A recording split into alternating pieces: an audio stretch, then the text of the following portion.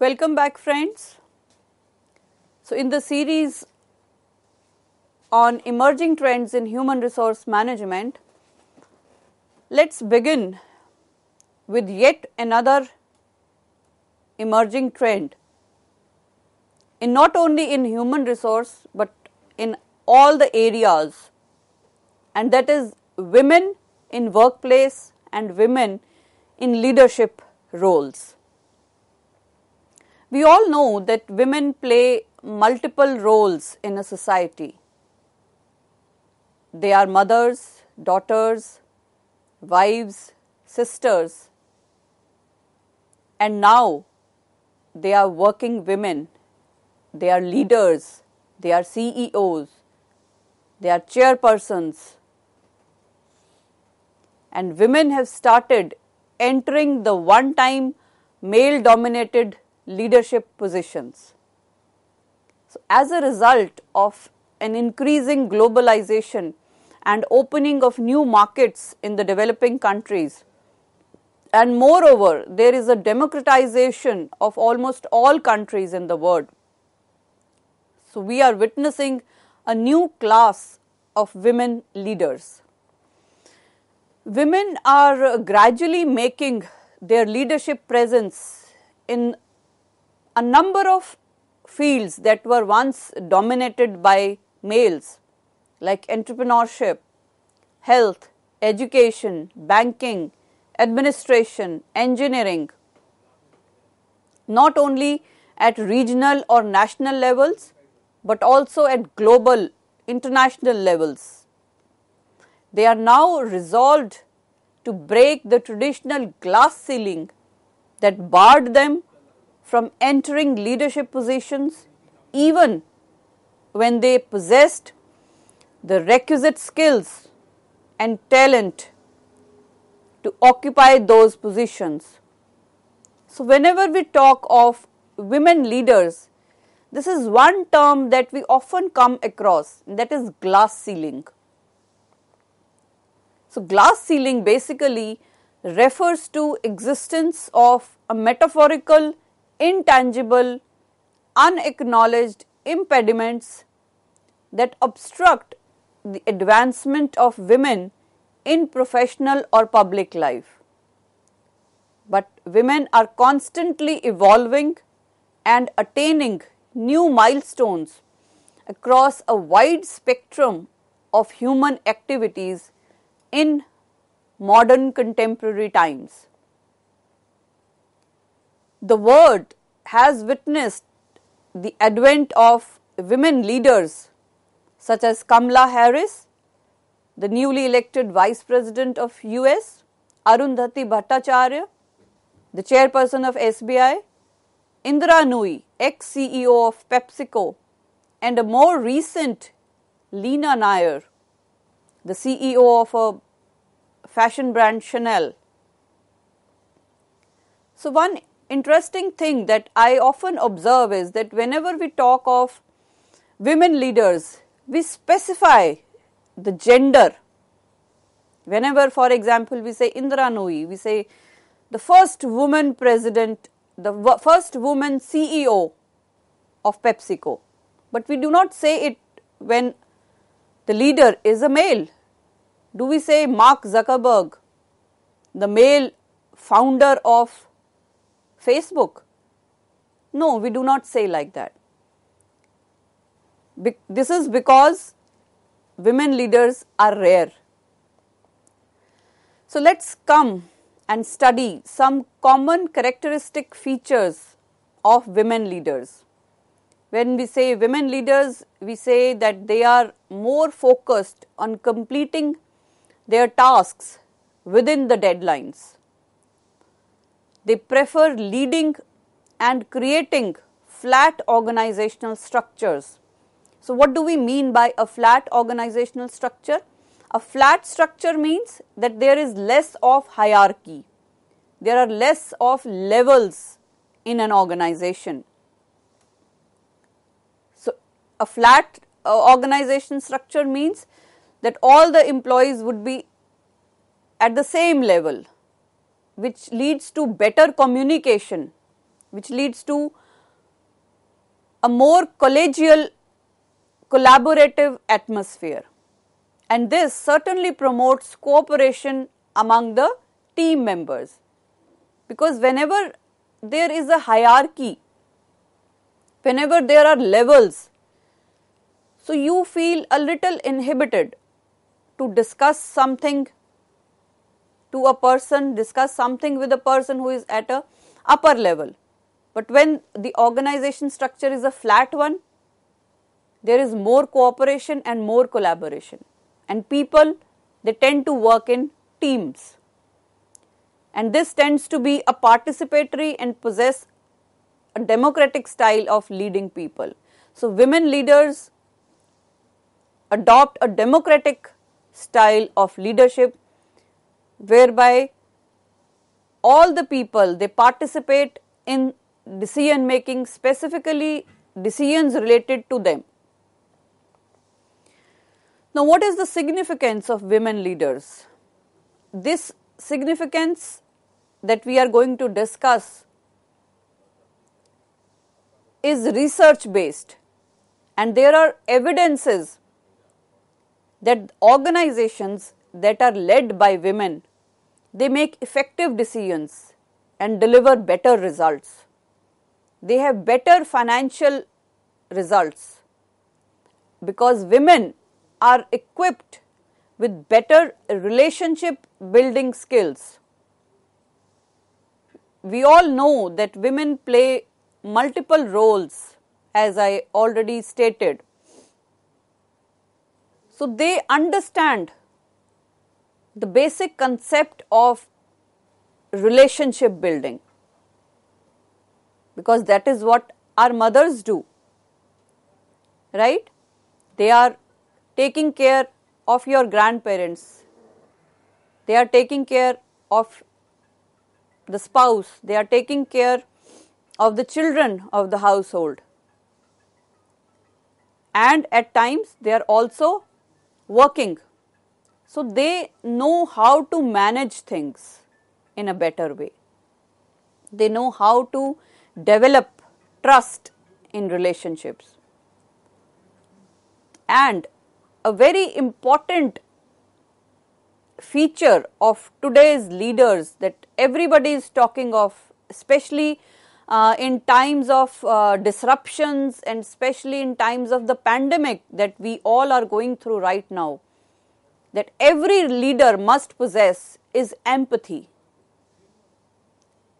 And women leaders are empathetic. Women at the outset are empathetic. They are soft at heart. And that is what is the need of the hour. When people are suffering, the work from home environment is taking a toll, and the new concept, new work scenario needs empathy from the leader. And women leaders are empathetic, and at the same time they are motivational. They motivate in a better way. So the need for promoting women leadership is as important as creating an enabling environment for women to hone their leadership qualities. Despite umpteen measures to empower women and see them in leadership positions, the representation of women in such positions across the globe is quite upsetting. So this is a emerging trend. We do see certain women leaders, but still, as I said, that why do we state women president, women vice president, women CEO? Because they are rare, and more women should come up, take up leadership positions. But how will it be possible without the change of the mindsets of people sitting in top positions in organizations? So here comes the role of the human resource managers in developing women leaders, because without the contribution of human resource managers, women leaders cannot be developed. So women are, we already know this thing, that they are always under the stress of being the best, of being superwomen, taking care of the household, taking care of the elderly, taking care of the children, their studies, the household chores, and balancing all this with the work, with their jobs. So they are constantly under this pressure to prove themselves. They are constantly scrutinized for whatever they are doing, be it a job, be it a meal that they are preparing, be it the results of the academic result of their children. So the responsibility, the onus of everything falls on the woman. So if she is good at home, putting in more effort at home, she might be reprimanded by her boss. And if she is ambitious, she wants to do well, she puts in more effort in the job, she will be taunted at home by the in-laws, by the children, by her husband. So that balance has to be maintained. So here the role of, I would say, HR in developing women leaders is very, very crucial. So what they can do is that by working with top teams, the HR can ensure that optimizing equality and inclusivity remains firmly on the talent agenda. So while you are acquiring talent, you have to have equality and inclusivity in minds. Equality of gender, including women, not just, leaving out on women just because they are women. They might not perform well, they might not be able to put in effort.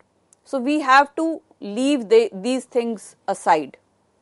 We have to have equality and inclusivity in our minds whenever we are acquiring talent.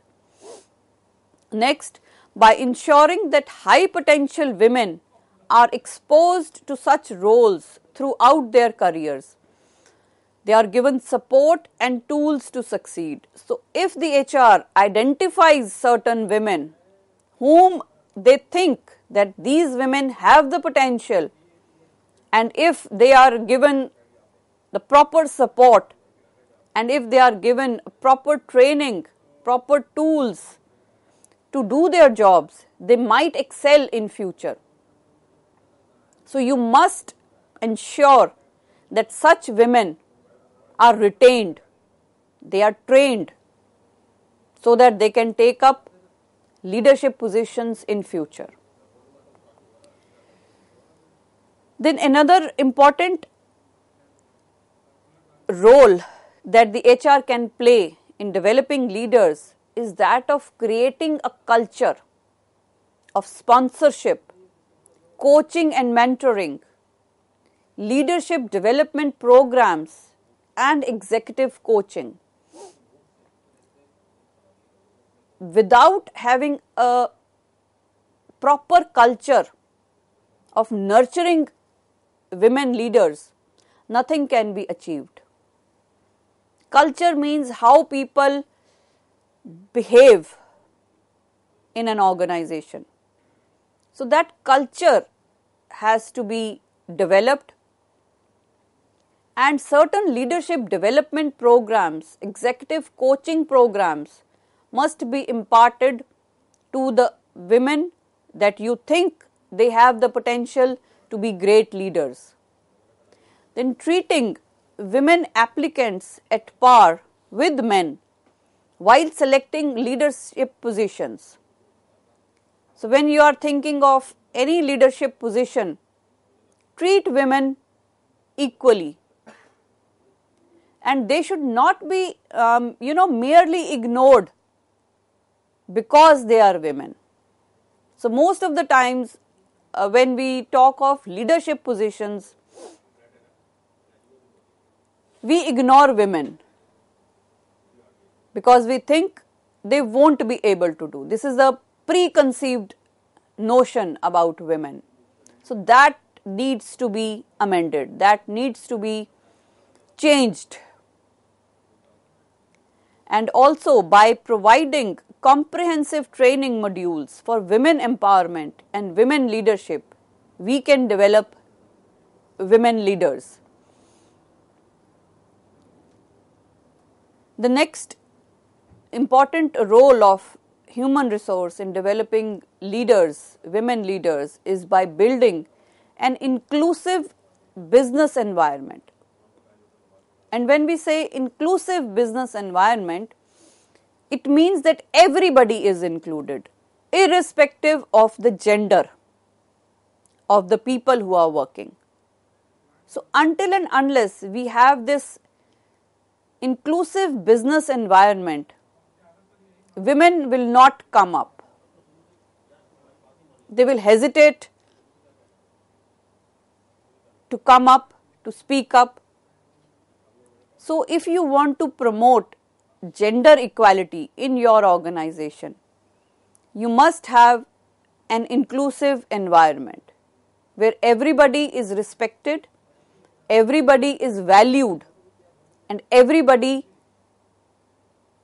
is treated with fairness, is treated on the basis of merit, on the basis of competence, on the basis of skills, and not merely on the basis of gender. Then the HRs can also develop a women-friendly culture, an inclusive and collaborative culture calls for a pro-women changes in the traditional system of recruitment, training, performance appraisal, promotion, wages, etc. So, this is again a very, very important role, I must say, that HRs can play and should play if they want to develop women leaders. Whenever it comes to wages or salary, women are mostly underpaid, and lot of women do speak of it, and some organizations do have inclusive and collaborative gender equal cultures, but still I feel that a lot has to be done. We have to change the mindsets of the people at the top level of the management. So, this pro-women changes have to be undertaken in the traditional systems of the HR management, be it the function of recruitment, be it the function of training, or even appraising people. There has to have a pro-women changes. So, another role that HR can play is it can have an effective career mapping, that is enabling women to become aware of development opportunities at higher levels and sharpens the visibility to rise to top leadership.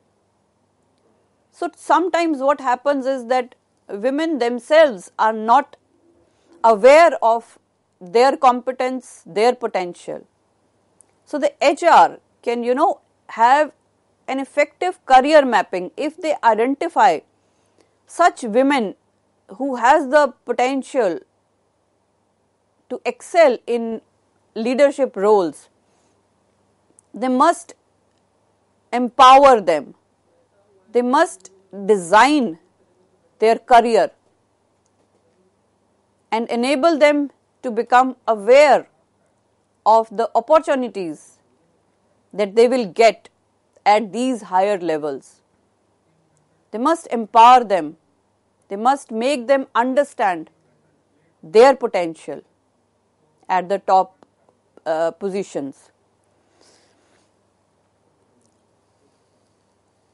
So, there can be some provisions that can be given to the women working in organizations for self-care, because this is one such area that women are always, or most of the times, they are lazy to take care of themselves because they are juggling between home and work, so they hardly get time to take care of themselves without guilt.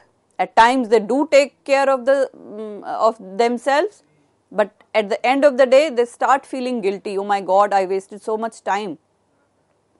So Chevron has come up with a brilliant idea. They offer full fitness and self-care to their women employees, whereby they can work out, get massages or facials without leaving their work site, and this enables women to find a balance.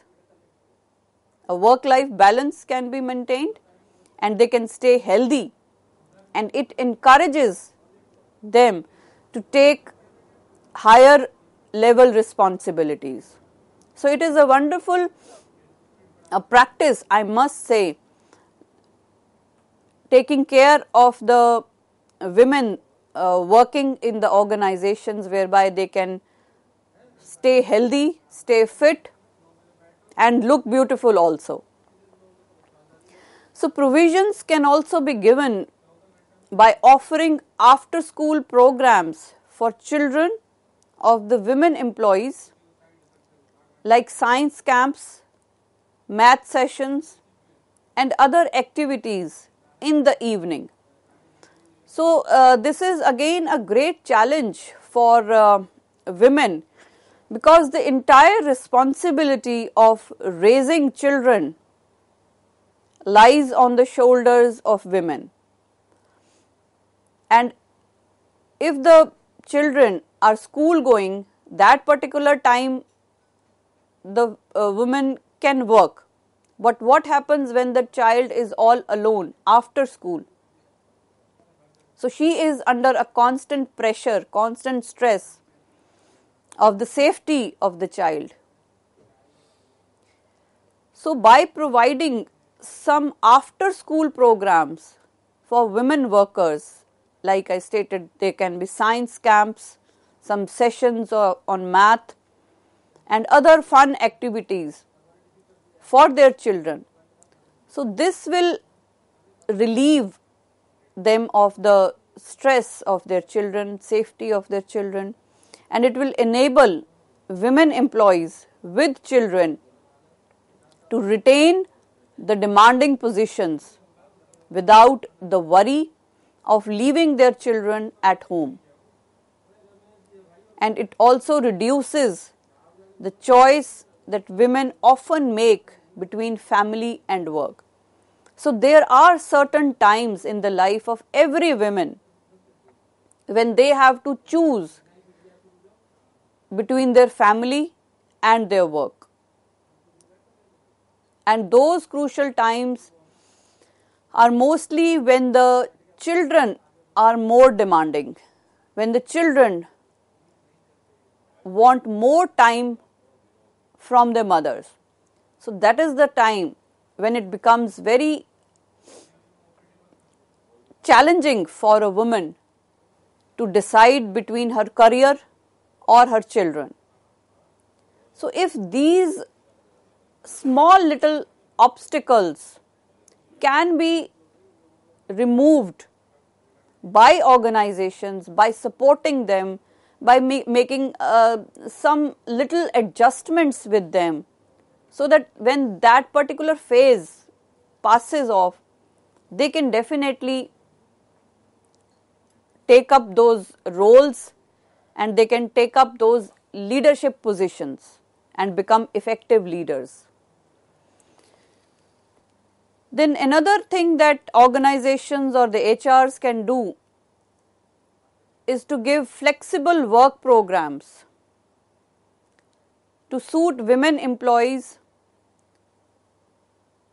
Well, today due to the current pandemic situation, we all are having flexible work programs when there are, work from home arrangements are there, or remote working as we stated is there. So, even when things get normal, when the pandemic is over, even in our routine times, if the organization offers such flexible work systems, work programs to their women employees, so that they can, at some days they can work from home and some days they can come to the office. So this will ease out the stress of worrying about their children or worrying about the elderly who are at home. So in that case, there can be a better work-life balance and they will be relieved of the stress, of the guilt of leaving their children, of leaving their in-laws who need her. So this flexible work programs, I feel, is a very crucial step or a very important practice that must be taken by all organizations, and it is a very impactful, I must say, this is a very impactful practice, that when women get such flexible work programs, they can put in greater efforts, because since they are relieved of the worry, they are not stressful anymore. So certainly their morale, their motivation, their loyalty for the organization will enhance. So policy changes to promote women leadership. The organizations must also change certain policies to become more women friendly. So high quality, affordable child care and elder care can be given. Then paid maternity leave, though some organizations do give paid maternity leaves, but not all. So this should be a most wanted step in today's scenario. Then a right to request part-time work. So if they have certain situations at home where they want to balance their work and their family, they can request to work part-time. Then there can be comprehensive job protection for pregnant workers. Then higher wages and training for paid caregivers. So these are certain practices and policies that the HRs of the organizations must undertake, must adopt wholeheartedly, so that they can promote women in leadership roles. So friends, today we learnt about the psychological contract and we also learnt about women in leadership roles. So that is all for today's discussion. We'll come up with some more interesting topics on human resource management. Till then, keep learning. Thank you.